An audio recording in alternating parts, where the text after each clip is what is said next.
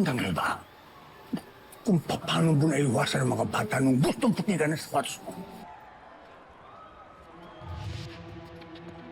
Dahil lagan mo sila. Dahil nabasa mo ang galaw nila, ba? Subukan mong ganyan ang gawin mo. Basahin mo ang galaw ng kalaban mo. Ha?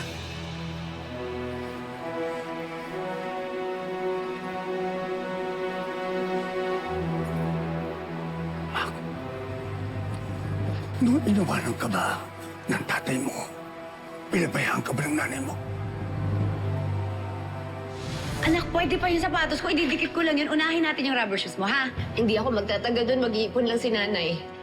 Tapos babalik ako agad. Mahal na mahal kita. Lagi-lagi. Sobra-sobra. Hindi, Lo. Hindi ako pinabayaan ni nanay. Lumaban siya para sa akin. Tama. Isipin mo, yung kanang kamay mo, ng nanay mo. Lumaban siya.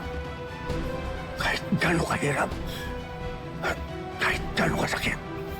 Ha?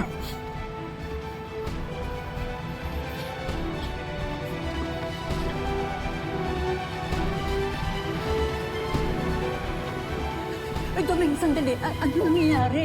Akala ko papatigil mo laban. Ang tigas ng ulo ng apo mo. Sino ba makakapigil doon? Ano ibig mo sabihin? Pumayag ka? Alam mo naman yung batang yan, mapusok. Pag napuruhan yan, lagot ako kay Nadia. Ano ka ba? Wala ka bang tiwala sa apo mo? Manood ka na lang.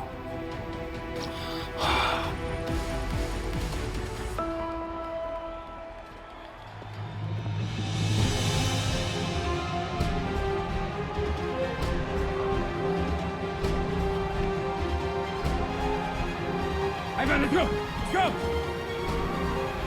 Are you ready? Are you ready?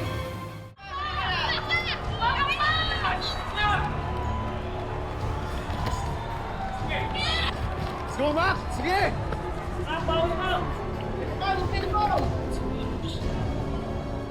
Mac, parang masakit yung kanan mo ah. Bakit alam niyang injured yung kanan ko? May kinalaman kaya siya? Go lang, go lang!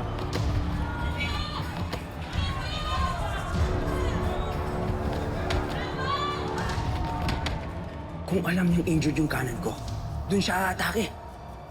Ibig sabihin, si-set up niya yung kaliwa niya.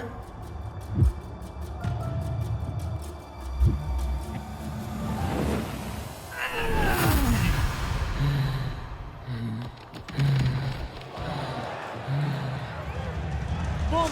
Tinamaan ng kanan si Ivan! Bagsak! One! Two! Three! Hayop to! Four! Five! Ivan, tayo! Sabi ko tayo! 6!